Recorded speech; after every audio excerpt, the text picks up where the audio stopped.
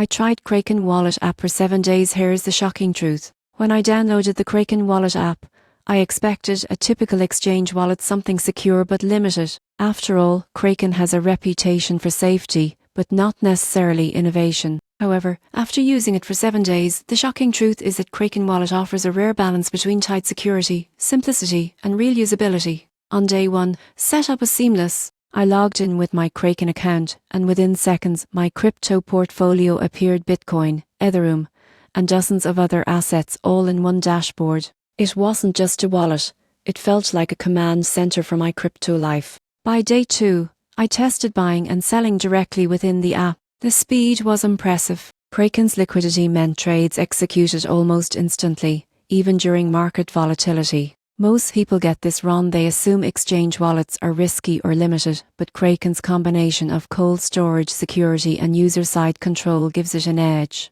Midweek, I explored its staking feature.